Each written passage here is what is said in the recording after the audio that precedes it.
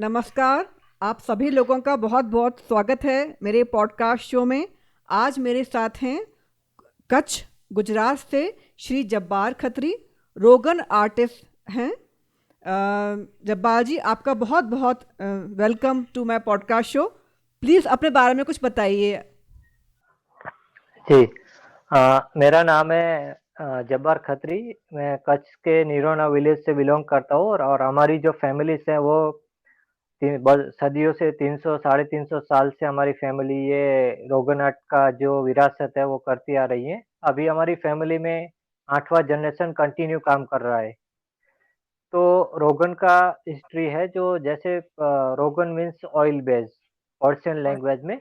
जी। तो शायद ये आर्ट पर्शिया से कनेक्टेड हो, लेकिन हमारी फैमिली की बात करें तो जैसे मैंने बात की कंटिन्यू मतलब ट्रेडिशनल चला आ रहा है। मतलब कहीं पे भी ब्रेक नहीं किया हमने, कंटिन्यू रखा इस विरासत को। लेकिन 40-50 साल पहले 2-3 फैमिली थी जो रोगन के लिए काम करती थी हमारे गांव में और गांव के आसपास। लेकिन उस टाइम रिस्पॉन्स न मिलने की वजह से सब फैमिली खत्म हो गई, क्योंकि उस टाइम बहुत फोक स्टाइल में काम होता था और यहाँ पे लोकल यूज था। तो धीरे-धीरे मार्केट में सारा प्रिंटेड काम आया तो सब चीज़ें बंद हो गई, तो सब फैमिली बंद करने लगे। लेकिन हमारी फैमिली ने, जैसे हमारे बड़े भाई है गफूर भाई और गफूर भाई के छोटे भाई सुमार भाई, हमारे पापा ने 1985 के करीब काफ़ी मज़दूरी की और उसको मज़दूरी करते-करते आर्ट फॉर्म में कन्वर्ट किया, मतलब इम्प्रूवमेंट। तो आपने ये किस उम्र से सीखना शुरू किया, ये रोगन आर्ट का जो कला है? अ, या जनरली हमारी फैमिली में 13-14 साल से ही स्टार्ट हो जाता है सीखने का। तो ये कौन सिखाता है आप लोगों को? जैसे आप शुरू करते हैं बहुत छोटेपन से, कौन आपको ये सब चीज़ें सिखाता है? जैसे हमारे बड़े भाई गफूर भाई या पापा जो सीनियर बैठे हो तो उसके पास में ही बैठ के हम काम करते रहते हैं अपने हिसाब से, लेकिन वो कभी-कभी गाइडेंस भी करते हैं कि इस टाइप का नहीं, तार जो पतला मोटा होता है तो वो गाइडेंस भी करते हैं। तो ये हमारे फादर से हम सीखे हैं ये सारी। जी। तो ये आप कह रहे हैं कि 300 साल पुरानी कला है, तो जहाँ आप रह रहे हैं निरोना, भुज, कच्छ में, ये कहाँ से आई है? किस जगह, किस देश से आई है ये? वो हिस्ट्री हमको अभी तक नहीं मिला, लेकिन जो हमारे पास हिस्ट्री है कि 300 साल तक हमारा रिकॉर्ड है। लेकिन शायद हम इतना कह सकते हैं कि रोगन एक पर्शियन एम्पायर और पर्शियन उसके जो मोटिव्स और डिजाइन है वो पर्शियन है। तो शायद ये आर्ट पर्शिया से कनेक्टेड हो, लेकिन जी। इसका हम अभी तक हिस्ट्री नहीं मिला कि ये कहाँ से मतलब ओरिजिन है। थोड़ा सा इस कला के बारे में बताएं। आपने कहा कि ये ऑयल बेस्ड है, तो ये ऑयल बेस्ड पेंटिंग आप क्लोथ्स पर भी, कपड़ों पर भी इसका यूज़ करते हैं, तो थोड़ा सा इसके बारे में खुलासा करें। जी। तो रोगन जो हम बनाते हैं कैस्टर ऑयल जो एरंडी का तेल होता है, तो कैस्टर ऑयल को हम फॉरेस्ट एरिया में जाके 2 दिन तक बॉईल करते हैं। मतलब 2 दिन में 10 से 12 घंटा प्रोसेस रहता है। तो वो भी प्रोसेस मतलब एकदम डेंजरस है और हर किसी को नहीं आता। हमारी फैमिली में 3-4 लोग ही कर सकते हैं जो मास्टर आर्टिस्ट है। तेल को उबालते हैं, ओके। जी, हम भी सीख रहे हैं, हमको भी बनाना नहीं आता, उतना जी। डेंजरस है। तो वो 12 घंटे प्रोसेस होने के बाद जो रोगन का मतलब ऑयल है वो एकदम स्टिकी हो जाता है लाइक जेली। जी। तो उसको हम रोगन बोलते हैं, ब्राउन कलर का जो पेस्ट होता है। फिर उस रोगन को हम घर पे लाते हैं, जब कूल डाउन होता है तो उसके अंदर हम कलर मिक्स करते हैं। कलर्स फॉर्म होते हैं वो हम अहमदाबाद से बाय करते हैं लाइक पिगमेंट पाउडर या मिनरल्स। ओके। तो उसका जो मिक्सिंग का प्रोसेस है, जो कलर को हम अपने रोगन से मिक्स करते हैं, जैसे गाँव में मसाला पीसते हैं लाइक पत्थर की लादी के ऊपर, तो उसको ऐसे कूट-कूट के पेस्ट तैयार करते हैं अलग-अलग कलर के। और जी। उसको पानी में ही डिस्टॉर्ब करके रखते हैं ताकि सूखे नहीं, कचरा ना पड़े इसलिए। ठीक है। और इसका टेक्निक और सबसे ख़ास चीज़ है कि स्टाइलिश जो हम यूज़ करते हैं कलम, जिसे हम अपनी भाषा में मेटल रॉड भी कहते हैं, हम्म। तो वो यहाँ पे हथेली पे कलर रख के उसको बॉडी से सॉफ्ट करना पड़ता है, उसका थ्रेड जैसा तार भी निकलता है। और नीचे लेफ्ट हैंड का फिंगर तो कपड़े के ऊपर स्टाइलिश कभी टच नहीं करता, डायरेक्टली ऊपर से ही डिज़ाइन बनता आ रहा है और उसको फ़ॉलो करता रहे टेपर करके। और कोई भी ड्राइंग नहीं होता कपड़े पे, प्लेन कपड़े पे हम जो भी आर्टिस्ट के माइंड में आता है डायरेक्टली अप्लाई करते हैं। हम्म। तो कपड़े। सारा फ्री हैंड टेक्निक है या ओके। तो ये जो कपड़ा है, अगर इसको आप धोगे तो वो कलर फीके पड़ जाएंगे। मैं इसलिए पूछ रही हूँ क्योंकि आप ये कुर्तों पे, ड्रेसेस पे भी यूज़ करते हैं। जी। नहीं, कपड़ा मतलब जैसे नॉर्मली हम डेली यूज में बात करें तो स्टॉल्स है या कुर्ता का मटेरियल, वो आप डेली यूज कर सकते हैं, हैंड वॉश, मशीन वॉश। लेकिन हर कपड़े पे ये फिक्स नहीं होता। जैसे कोई मतलब थिक कपड़ा होता है तो उसके ऊपर रोगन अच्छी तरह बैठ नहीं पाता। बहुत पतला होता है तो उसको भी मतलब कलर नीचे से स्प्रेड हो जाते हैं। तो हम डायरेक्टली ऐसा नहीं कर सकते। जैसे कोई डिमांड करता है कि हमको इस कपड़े पे बनाना है, तो हम कपड़ा चेक करने के बाद ही सर्टिफाइज कर सकते हैं कि नहीं इस पे पॉसिबल है कि नहीं है। जी। तो आपने बोला जब्बार भाई कि आप 30-40 साल पहले यहाँ पे थे इस एरिया में, और आपका काम को आगे बढ़ा नहीं रहे थे, और आज आप इतने फेमस हैं, आपका काम इतना फेमस है देश विदेश में। तो आपने किस तरीके से अपने काम को फेमस किया, किस तरीके से अपने काम को लोगों तक पहुँचाया? मोस्ट ऑफ जैसे शुरू में बात करें तो यहाँ पे जब हमारे पापा या गफूर भाई दो तीन ही आर्टिस्ट थे 1987 के करीब। तब यहाँ की एक गवर्नमेंट की एजेंसी है गरवी गुजरी, उनके माध्यम से कुछ छोटे मोटे ऑर्डर्स मिलते थे। फिर उस टाइम कुछ एग्जीबिशन किया, तो धीरे धीरे एग्जीबिशन किया और टूरिस्ट भी यहाँ पे आने लगे। और माउंट पब्लिसिटी, जैसे यहाँ पे विजिटर्स आते हैं तो वेबसाइट पे रखते हैं या यूट्यूब पे हमारा, तो ये पूरा माउंट पब्लिसिटी के वजह से थोड़ा स्प्रेड हुआ। उसके बाद कई ऐसी बड़ी एजेंसी आई जैसे अमेजोन है, उन्होंने भी अच्छी खासी हमारी डॉक्यूमेंट्री कवर की है।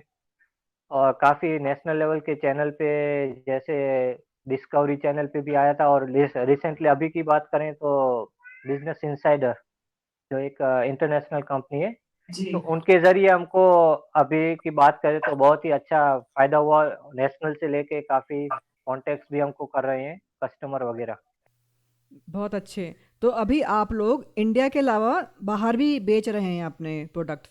हाँ, मतलब काफी टूरिस्ट आते हैं हमारे दिल्ली। हमारे ये ड्यूरिंग जो हमारा सीजन चल रहा है, हम्म। टूरिस्ट सीजन बहुत आता है विंटर टाइम।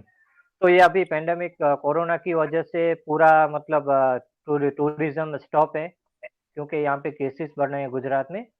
तो इस वजह से अभी टूरिस्ट का पूरा ये मतलब स्पॉट है। तो हम ऑनलाइन भी सारा ट्राई कर रहे हैं कि लोगों का कस्टमर तक हमारा प्रोडक्ट पहुंचाए।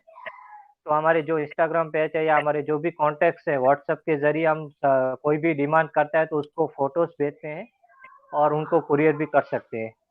तो इस रोगन आर्ट के सबसे ज़्यादा ग्राहक कहाँ मिलते हैं आपको, भारत में कि यूरोप में या कहीं कोई जगह? नहीं, ऐसा कोई फिक्स नहीं। जैसे अपने इंडिया की बात करें तो मोस्ट ऑफ जैसे बॉम्बे, दिल्ली, बेंगलोर, जो मेट्रो सिटीज है काफी आते हैं वहां से। और डिमांड्स भी मोस्ट ऑफ दिल्ली, बेंगलोर ऐसे सिटीज में आती है जहाँ पे मतलब आर्ट गैलरीज या ऐसे डिजाइनर्स इंस्टीट्यूट भी हैं। और बड़ी एजेंसी हैं, कंपनियां वगैरह जो गिफ्ट आर्टिकल के लिए मंगवाती हैं। जी। और बाहर से भी जैसे फॉरेन से यूएस है, यूके, काफी ऐसे मतलब डिमांड आती रहती है हमको। ओके। तो आपको इतना ज़्यादा सप्लाई करना पड़ता है और ये हाथ का काम है, तो आप सिखाते हैं आर्टिस्ट को अपने यहाँ बिठा करके, किस तरीके से प्रोडक्शन करते हैं? प्रोडक्शन की बात करें तो 2010 से पहले इसका हिस्ट्री है कि किसी महिला ने काम नहीं किया था रोगन में। इवन हमारी फैमिली की भी महिला नहीं। तो हमने 2010 से हमारे बड़े भाई गफूर भाई ने ट्रेनिंग क्लास शुरू की है सिर्फ लड़कियों के लिए, जो यहाँ की आसपास की महिलाएं के लिए। तो 300 लड़कियों को ट्रेन किया। उसमें से काफी महिलाएं सीखी, मतलब प्रॉपर तो नहीं सीख पाती। लेकिन हम हमारा जो प्रोडक्शन के लिए जो इंट्रिकेट काम होता है उसके लिए हमने 15 से 20 लड़के हमारे पास कंटिन्यू जॉब वर्क के काम करती है, तो हमको प्रोडक्शन में हेल्प भी मिलता है। तो अभी एग्जांपल हमारा कोई छोटा ऐसा वॉल पीस है, मतलब 13 बाय 17 इंच का, जो हमारे पास एक स्टैंडर्ड प्रोडक्ट बन गया। कोई 50 या 100 पीस की डिमांड करता है तो हम वो ऑर्डर अटेंड कर पाते हैं, लेकिन पहले ऐसा नहीं था। तो जब्बार जी, मैं यहाँ बेंगलोर से बात कर रही हूँ आपसे। सपोज करिए यहाँ पे हमारे कुछ लोग हैं कर्नाटका में या उत्तर प्रदेश में, वो इस कला को सीखना चाहें, तो वो क्या आपके पास आ सकते हैं ट्रेनिंग के लिए और इस कला से जुड़ सकते हैं क्या? जी, हमारे पास मैं हम काफ़ी वर्कशॉप भी लेते हैं। जैसे निफ्ट वगैरह की कॉलेज है या कोई ऐसी प्राइवेट एजेंसी है, या फिर एग्जांपल आपके जिस सोसाइटी में रह रहे हो, तो आप किसी महिला का 8-10 का ग्रुप है, तो आप हमें इनवाइट कर सकते हैं, हम ज़रूर आएँगे और यहाँ पे भी आप वेलकम है, कभी भी आना चाहो तो हमको 10-12 दिन पहले आप इन्फॉर्म कर सकते हो कि हमें सीखना चाहते हैं, तो हमारा वर्कशॉप का 2 घंटे का सेशन रहता है, एक वर्कशॉप का। तो 1 दिन में आप 2 बैच भी ले सकते हैं या फिर 3 बैच भी, टाइम के ऊपर डिपेंड है। बहुत अच्छे, वेरी नाइस। जब्बार जी, आपने जो संघर्ष किया है, कई आपने चैलेंजेस फेस करे होंगे अपने प्रोडक्ट्स को इस्टेब्लिश करने में, लोगों को ट्रेन करने में। कुछ संघर्ष की कहानी बताइए हमारे दर्शकों को जो इस पर्टिकुलर एरिया में आना चाहते हैं, वो सीखेंगे आपसे। अच्छा। देखिए हमारी फैमिली जैसे बात करें तो मुझे हम जैसे न्यू जनरेशन है, हमारे को तो रेडी प्लेटफ़ॉर्म मिला है, मतलब स्ट्रगल इतना नहीं किया, लेकिन हमने कोशिश काफ़ी की है कि ऑनलाइन ज़रिए हमारी फैमिली के जो प्रोडक्ट्स हैं, तो हम जो भी हमारे 2-3 मतलब फैमिली के मेंबर्स हैं जो सोशल मीडिया हैंडल करते हैं, तो हम सोशल मीडिया के ज़रिए हमारे प्रोडक्ट को भी अपडेट करते हैं, क्योंकि आजकल कॉपी काफ़ी निकला है, तो रोगन का भी कॉपी भी निकला है। तो रोगन के नाम से काफ़ी प्रोडक्ट बिकते हैं, तो हम सब लोगों को यही बताना चाहते हैं कि आप पहले उसको अच्छी तरीके से जानें कि ऑथेंटिक चीज़ क्या है। क्योंकि रोगन एक फ़ील है, आप एम्बॉस की तरह फ़ील कर सकते हैं, लेकिन जो प्रिंटेड है वो एकदम फ्लैट आता है। लाइक हरी प्रिंट जो वॉश में निकल जाता है, उसको रोगन का नाम आजकल दिया जाता है, तो वो चीज़ रोगन नहीं है। तो हमारा जो वेबसाइट है roganartnirona.com, उसके ज़रिए आपको जो भी इन्फॉर्मेशन है करेक्शन मिलती है। बाकी वेबसाइट पे काफ़ी ऐसे हैं कि कुछ इन्फॉर्मेशन रोगन की गलत भी है। जैसे हमने बोला कि मेटल रॉड, जो कलम जो बोलते हैं वो यूज़ करते हैं, तो कई जगह लकड़ी का लिखा है वो गलत है। कैस्टर ऑयल का यूज़ करते हैं, कई जगह सरसों का तेल का यूज़ किया हुआ है, तो वो भी गलत है, वो हम आपको बताना चाहते हैं। तो जो भी इन्फॉर्मेशन है आप हमारी वेबसाइट के ज़रिए या फिर कोई ऐसा डीप में अगर जाना चाहता है, तो हमारे वहाँ वेबसाइट के ज़रिए कॉन्टैक्ट कर सकता है हमको एनी टाइम।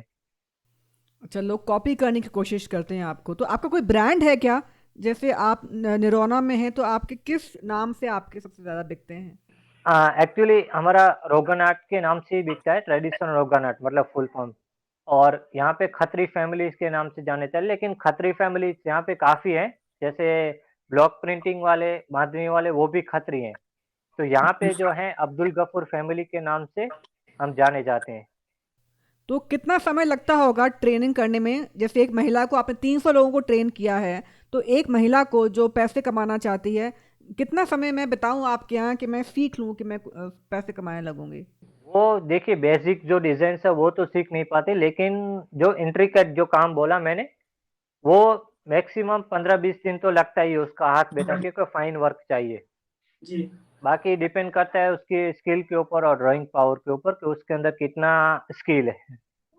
क्योंकि आपने कहा कि जो आर्टिस्ट है वो अपनी इमेजिनेशन से बनाता है, कोई ऐसा कोई पर्टिकुलर फॉर्म नहीं है जो उसको लगता है। तो ऐसे में आर्टिस्ट को बहुत क्रिएटिव होना पड़ता होगा ना कि हम क्या बनाएंगे। तो आप कुछ डायरेक्शन देते हैं उनको?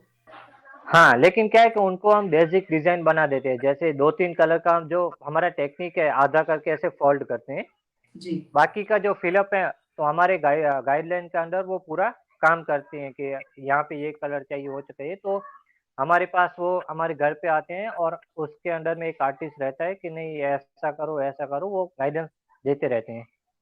तो एक पेंटिंग है जैसे रोगन आर्ट की या कोई कुर्ते पर आर्ट है, तो उसको बनाने में कितना वक्त लगता होगा? जैसे मैंने बोला 13 बाय 17 इंचज़ का हमारा जो एक शुरू का ट्री ऑफ लाइफ है, जी। तो कम से कम 4 से 5 दिन तो लगता है पूरा प्रोसेस के साथ बनाने में। जी। क्योंकि उसको एक कलर सूखता है, फिर दूसरा होता है, तो इसको धूप में सुखाना पड़ता है, तो वो पूरा प्रोसेस के साथ 4-5 दिन लेता ही है। बहुत अच्छे, वेरी इंटरेस्टिंग।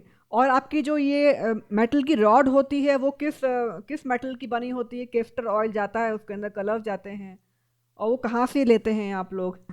नहीं, और वो तो नॉर्मल नॉर्मल जो लोहे का रॉड होता है, वो हम लोहार से यहीं से लोकल से बनवाते हैं। अच्छा। लेकिन जो ऊपर का जो पॉइंट है, वो हम अपने हिसाब से फिनिशिंग करते हैं, जिसको मतलब किसी को मोटा चाहिए, किसी को पतला चाहिए। लेकिन इसमें ऐसा नहीं है कि ब्रश की तरह अलग-अलग यूज़ करें, मतलब एक आर्टिस्ट का एक ही होता है, बारीक काम करेगा तो भी वही होगा और मोटा काम करेगा तो भी वही होगा। जी। उसमें कोई चेंजेस नहीं है। Okay, very nice. तो आपने कहा कि ज़्यादातर दिल्ली और बॉम्बे और मेट्रोज में आपका इंडिया भारत में इस काम की ज़्यादा लोकप्रियता है। साउथ इंडिया में ज़्यादा लोग नहीं लेते इसको। नहीं लेते हैं, जैसे बेंगलोर से अपना हैदराबाद है, काफ़ी डिमांड्स होती हैं। अभी भी काफ़ी वर्कशॉप की इंक्वायरीज हैं पूरे भारत से, लेकिन ये कोरोना की वजह से थोड़ा हमने मुलतवी रखा है उसको सारा। जी जी ठीक है जब्बार जी, मेरे पास दो प्रश्न और हैं आपके लिए। पहला प्रश्न तो ये है कि आप थोड़ी सी कोई इंटरेस्टिंग स्टोरी बताएं हमारे दर्शकों को रोगन आर्ट से जुड़ी हुई। आपके यहाँ कई लोग आते होंगे खरीदने के लिए, आपने बेचे भी हैं बाहर। कुछ इंटरेस्टिंग वाकया बताइए जो आपको अच्छा लगा, या कुछ दिलचस्प वाकया बताइए। देखिए, मोस्ट ऑफ तो मैंने वर्कशॉप वगैरह एग्जीबिशन भी किए हैं, तो उसमें से स्टोरी तो बात करें तो काफ़ी हमारे लिए सब मेमोरेबल मोमेंट ही है। जहाँ पे हम जाते हैं, हमको जैसे ऑर्गेनाइजर्स या कोई भी एग्जीबिशन या वर्कशॉप वाले बुलाते हैं, तो हमको बहुत अच्छा मतलब अच्छे से खातिरदारी करते हैं। तो लास्ट मैं हैदराबाद गया था, तो स्टूडियो अमोली करके एक वहाँ की एजेंसी है, उनके जो मैम्स हैं, उन्होंने हमें वहाँ पे वर्कशॉप के लिए बुलाया था। तो हैदराबाद में हम 1 वीक तक थे, और 3-4 जगह जो भी मतलब रिच एरिया हैं हैदराबाद के, लाइक लैंको हिल्स या रामा नायडू स्टूडियो, और लक्ष्मीबा करके ऐसा कुछ बिल्डिंग्स का पूरा कॉम्प्लेक्स है। तो वहाँ पे मुझे बहुत अच्छा लगा जो लास्ट हैदराबाद का टूर था। और वहाँ के जो सीखने वाले आर्ट महिलाएं थी, आर्टिस्ट वगैरह, वो भी बहुत मतलब अच्छे से उन्होंने किया था। तो मैं बात करूँ तो जे 6-7 साल से ट्रैवलिंग कर रहा हूँ एग्जीबिशन के लिए। तो जो ये हैदराबाद के जो वर्कशॉप थी, जो भी महिलाओं ने पार्टिसिपेट किया था, वो बहुत स्किल वाले थे, और उन्होंने 2-3 दिन में अच्छा खासा ऐसा कुछ उनके ज़रिए पीस भी बना लिए थे। जी, तो आपने काफ़ी भारतवर्ष में ट्रैवल किया है अपने एग्जीबिशंस के लिए। Very nice, very interesting. और आउट ऑफ भी गए हैं, लेकिन हमारे जो बड़े भाई हैं गफूर भाई, उन्होंने लास्ट 2-3 साल पहले जापान टोक्यो भी जाके आए, और उसके अलावा यूके भी, लंदन में भी गए थे एग्जीबिशन के लिए।